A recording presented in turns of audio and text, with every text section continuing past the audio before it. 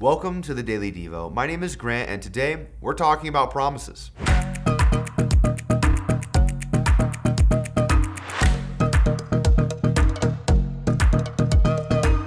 Have you ever double booked yourself? I have a problem, and my problem is that I don't exactly use my calendar. I put things in my calendar, but it isn't super useful if you don't check it after you put it in your calendar. And then I'm really bad at looping my wife into all these things that I've added to my calendar. So for example, what if I told you 3 months ago I might have booked a youth event, a teaching engagement, and a premarital counseling appointment all at the same time when I was also supposed to be at my wife's cousin's wedding ceremony on a Tuesday night?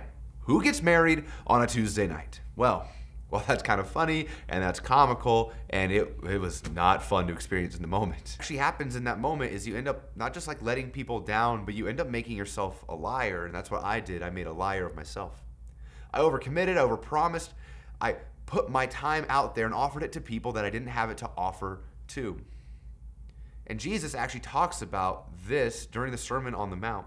In one of Jesus' longest messages during this talk, Jesus is presenting just how high the mark of holiness is and what does it look like to live a life of following God and doing it well.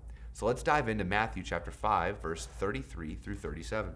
Again, you have heard it said to those of old, you shall not swear falsely, but shall perform to the Lord what you have sworn. But I say to you, do not take an oath at all, either by heaven, the throne of God, or by the earth, for it is his footstool, or by Jerusalem, for it is the city of the great king.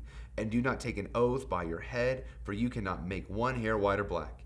Let what you have to say simply be yes or no. Anything more than this comes from evil. When you make a commitment, you're making a promise to both that person and to God, because when you sin against an individual, you're actually sinning against God. Then the text says that our words should be so good that we didn't even need to add a security to it. That it should be so good that I don't need to swear by another thing or by one thing, but instead my integrity is so well known about myself that when I say yes, people know that it is true, and my no's mean that it will not also take place. My question for you is this. If you asked your friends and your family what your word is worth, what would they say, and would you be happy with their answer? Or what would it look like from this day forward to commit to your yeses being yeses and your nos being nos? Thank you for watching the Daily Devo.